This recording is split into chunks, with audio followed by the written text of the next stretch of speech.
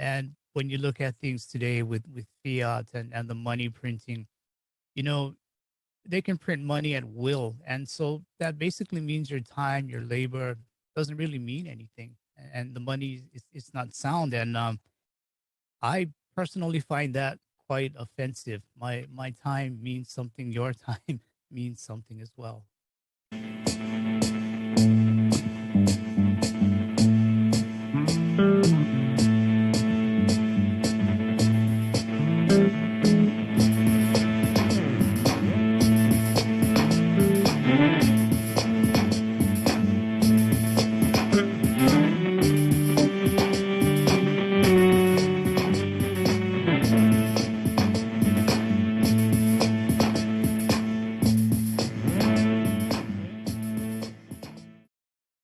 Hello and welcome. This is Jim Forsythe of Citizens for Sound Money. I'm pleased today to have Patrick Vierra of Cash Gold and also Silver Bullion TV, who's been a great advocate in the space. Definitely check out his YouTube channel. And but we're here today to talk about Cash Gold. Welcome. How you doing, Jim? Thanks for having me on. And yeah, we'll see what we can talk about with Cash Gold. Yeah, sounds good. Yeah, let's hit it off first with just discuss sound money and why you believe it's kind of such an important issue. Oh, wow. So many things you could say on that one. I mean, sound money, I think we've all heard this before, your time, your labor, those things, they mean a lot. You have to have some type of money that stores or keeps the value of your time and your labor. And those are things that gold and silver did, for example. And when you look at things today with fiat and the money printing, they can print money at will. And so that basically means your time, your labor doesn't really mean anything. And the money it's not sound. And I personally find that quite offensive. My time means something, your time means something as well. Yeah, I mean, they really can rob from you essentially as they print more dollars, the money you've earned becomes less valuable. And there's so many repercussions to that. Yeah, let's dive into Cash Gold. So tell me about the system. Oh, okay, Cash Gold, it is a gold-backed token. Basically what happens is cash will buy gold, or gold will come into the system. And what happens is the vault that is going to store that gold, they will go ahead and they will verify it. They will check the weight, they will check the purity, and they will go ahead and scan it, which is called an event. And that event goes up on the blockchain, which can be seen by all the public. They'll know that this gold is real and it's up on the blockchain. Basically immutable. You can't change anything once it goes there. And then the vault will signify that gold bar as being the custodian for cash. And then what cash can then do is go ahead and tokenize that gold.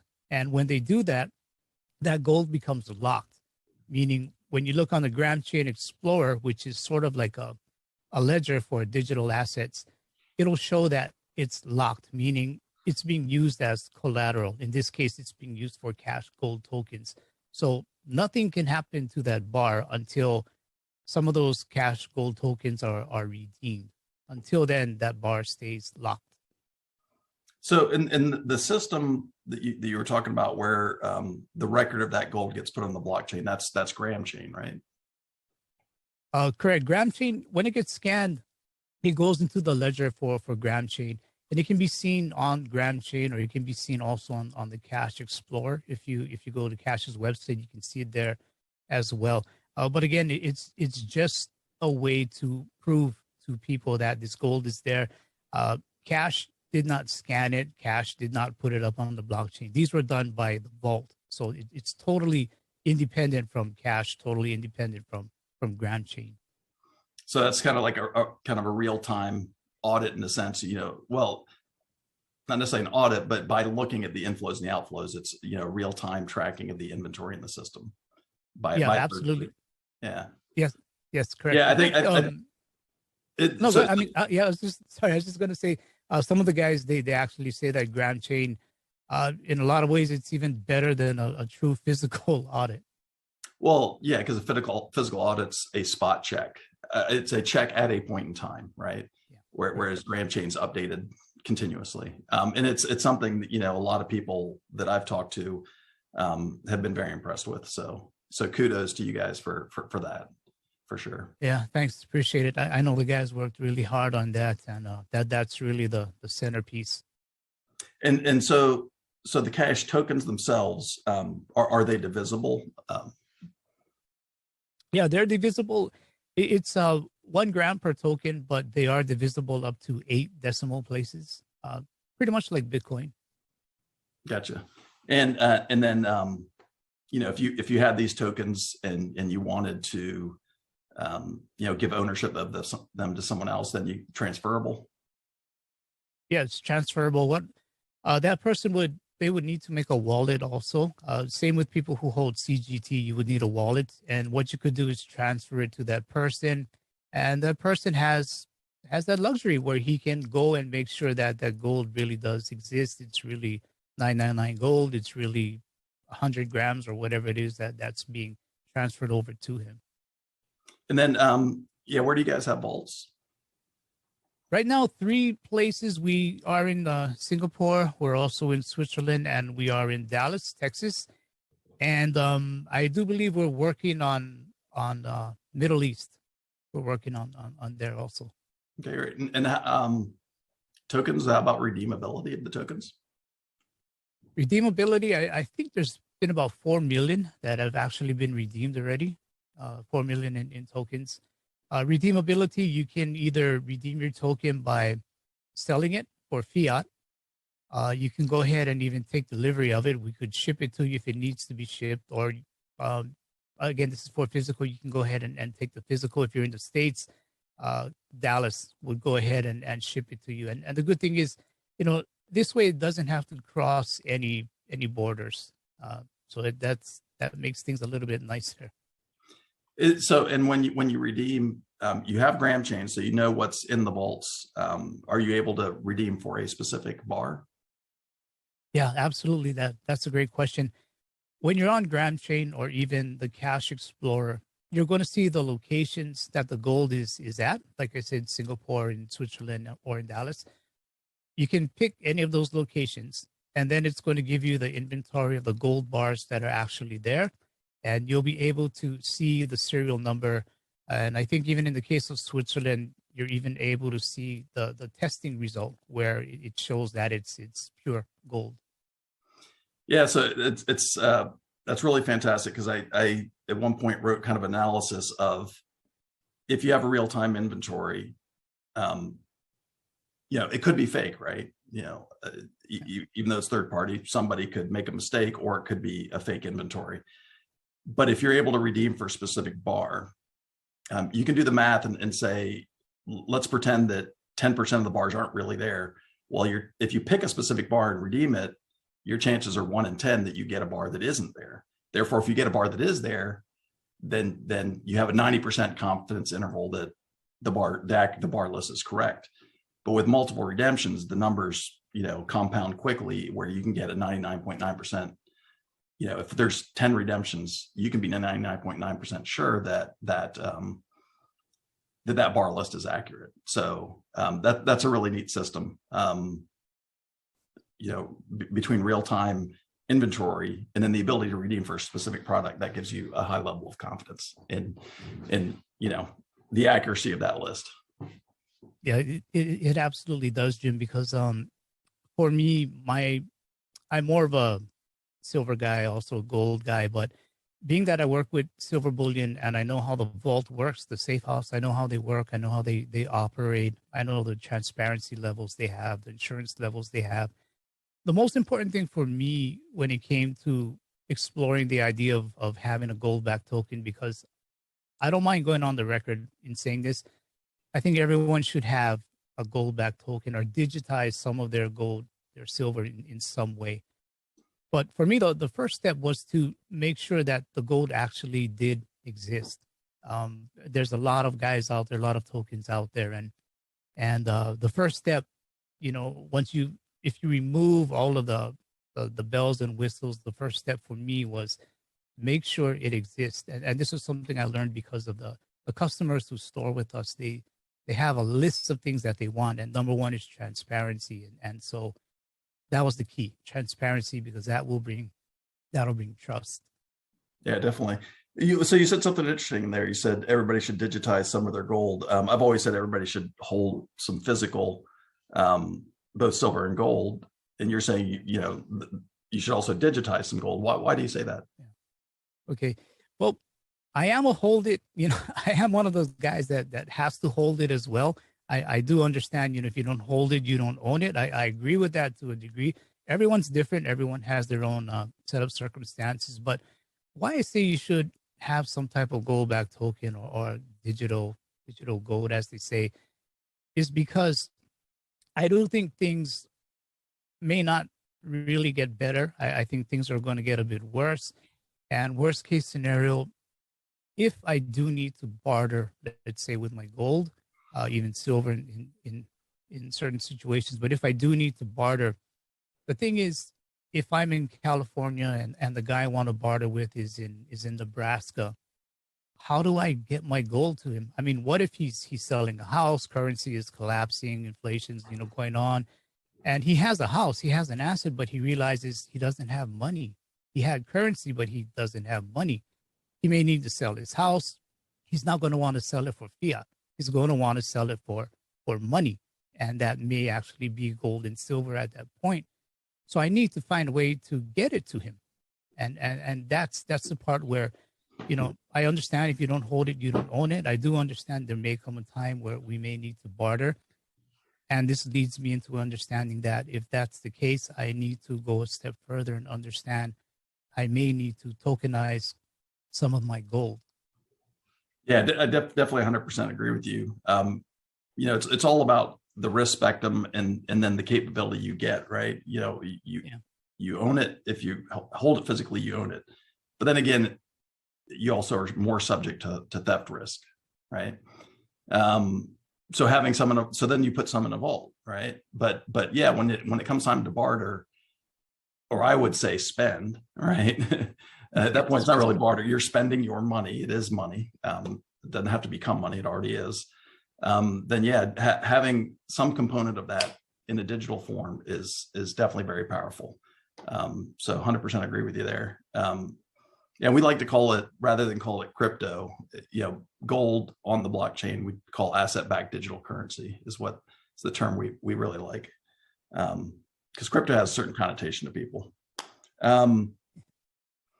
Let's talk about the, like this space in general, the gold. Oh, before that, you talked about silver, how much you like silver. I do too. You don't have a silver token now, but you have plans to do that in the future? Correct. No silverback token right now, but I know it is on the radar. We have to include silver. There's such a demand for it. Yeah, definitely. But just talk about the space in general. 10 years ago when Bitcoin came out and my campaign manager was pushing me to get invested in Bitcoin, I thought the idea was genius, but should have something physically backing it. And so finally, 10 years later, we're starting to see systems like Cash and others reaching maturity, where you have blockchain-based gold and silver. I think the space is really going to explode. I don't know if you agree with me on that. I do. I absolutely do think it's going to explode. I mean, like I say, unfortunately things, they look like they're going to be a bit more chaotic, and we're going to need options. And I've said quite often, we are going to need options, and I think you'd agree with me there. And I think that is, one of the things that also your involvement with Kinesis does. It gives people options. Yeah, and people seem to think we're so used to having a central bank for the last 100 years that people think there's got to be some new system. There doesn't. Before central banks, you had your local bank, you could deposit your gold, get a certificate from that bank, and the competition amongst those local banks would keep them honest. Occasionally one would go bad and it would fall under, but competition kept them honest until we kind of systemize the risk by the creation of the Federal Reserve. Now they're just all dishonest. So yeah, 100% agree that there's going to be multiple players in this space. You know, that is actually a good thing. Even from the point of you know, diversification, because if you do tokenize your gold, you do add some counterparty risk to it. So even as much as you love one system, it may make sense to have, you know, back in the day, that's what people did, is they'd have their money in different multiple different banks in case one of the banks fell under. So it makes sense to diversify against that counterparty risk. So yeah, 100% agreed that I think the space is going to explode. I think competition within the space is good. If you look at, you know, there's $8 trillion worth of gold. There's, I don't know, depending on how you classify it, $240 trillion worth of paper assets. You know, I don't know how many, is it 240 or 140 trillion of treasury bonds or something like that? Like all the people in the space, that's who they're going after, is those treasury bond holders, right? And that's who we should be going after, you know, versus other systems. You know, the competition, I think, is a good thing. We're kind of part of the same team. I hope for it to be a friendly competition, and, you know, for a rising tide to lift all boats. Yeah, I agree. Competition, it's, I mean, it is what it is, you know, but the truth of the matter is, I know you genuinely care about people and what's going on there, and so do we. We genuinely care. And people, as said, they need options, and some of our options, let's say, might not fit what a person might need. Some of your options might not fit what someone else might need. So I think it's good with what you're doing, where you bring people on and you understand their offerings a bit more, and then let the people decide. You know, we kind of sift through the riffraff and see, you know, what's real, what's legit, maybe what is kind of iffy. For me, my iffy one, I'll just share it, is like when you look at Pax Gold. I mean, you know, it has the marketing, it has all of these great things, but when I look at it and it's a 400-ounce redemption, I'm not gonna get 400 ounces of gold in my lifetime. So what do I do with 400 ounces of, you said 400 ounces. I go, well, that's not bad. I was thinking silver. Yeah, 400, 400 ounces of gold. That's a lot. Yeah, Wow. yeah. So I mean, when you look at that, it's not. Generally speaking, it may not be for the average Joe. You know, if he's planning on redeeming gold, but then you have things like kinesis, things like cash, and so that fits more into the arena of where the majority of people would fit.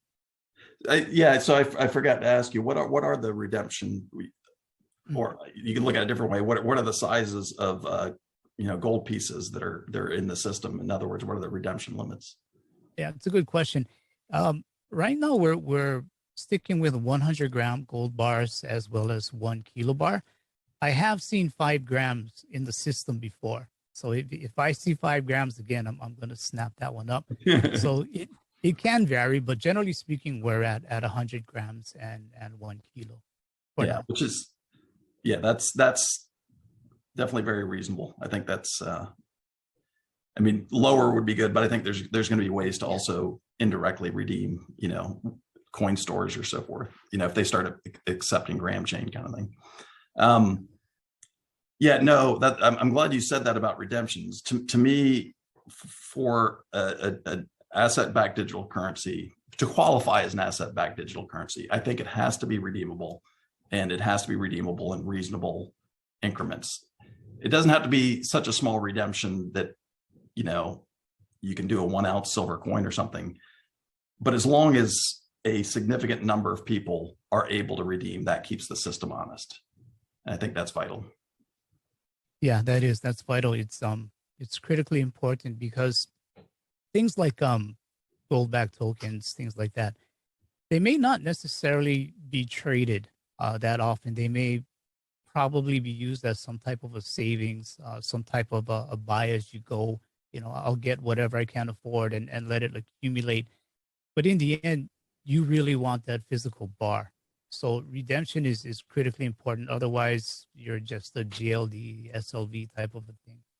Yeah, and redemption also, besides that, redemption also offers the ability to do private transactions. The blockchain is very powerful, but it's not 100% private for sure. And so the ability to redeem, to make a private transaction, like you could buy the home in Nebraska or whatever your example was, you could do that as a private transaction. So, and that's the way money was before, the Federal Reserve kind of broke that linkage. Is you could go to the bank, deposit your gold, redeem it, not redeem it, but you would trade your IOUs back in, and it's the same role as cash is supposed to be playing today, but they're trying to eliminate cash. And so that's why I think not cash, the gold token, but cash. Yeah, that gets CASH. They're trying to eliminate cash because, it provides people the ability to do things privately. And so I think that's a key feature of any asset-backed digital currency, is that being able to redeem into physical and use for private transactions.